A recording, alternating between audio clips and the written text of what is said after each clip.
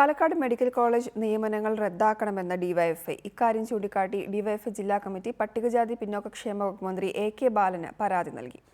കഴിഞ്ഞ UDF സർക്കാരിന്റെ കാലത്ത് നടത്തിയ 142 നിയമനങ്ങളെയാണ് ഡിവൈഎഫ്ഐ ചോദ്യം ചെയ്യുന്നത്.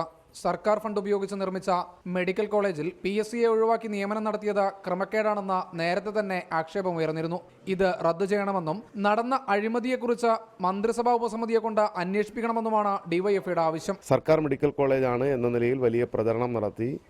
എന്നാൽ സർക്കാർ മെഡിക്കൽ കോളേജിലേക്ക് നിയമിക്കാൻ PSC ഉൾപ്പെടെയുള്ള സംവിധാനങ്ങൾ കേരളത്തിൽ നിലവിലിരിക്കെ സംവരണ മാനദണ്ഡമോ യോഗ്യതാ മാനദണ്ഡങ്ങളോ ഒന്നും പാലിക്കാതെ താൽക്കാലികം എന്ന പേരിൽ ആദ്യം ജീവനക്കാരെ എടുക്കുകയും സർക്കാർ അധികാരത്തിൽ നിന്ന് പോകുന്നതിന് തൊട്ടു മുമ്പ് ഒരു പ്രത്യേക ഉത്തരവ് വഴി മുഴുവൻ ആളുകളെയും സ്ഥിരപ്പെടുത്തുന്ന നിലപാടാണ് UDF സർക്കാർ സ്വീകരിച്ചത്.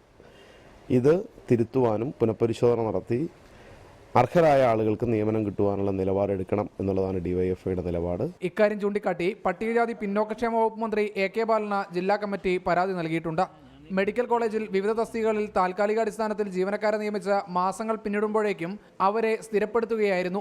നിയമനങ്ങൾ സംബന്ധിച്ച കാര്യങ്ങൾ പരിശോധിച്ചു വരികയാണെന്ന് മന്ത്രി എ.കെ. ബാലൻ മുൻപ് പ്രതികരിച്ചിരുന്നു.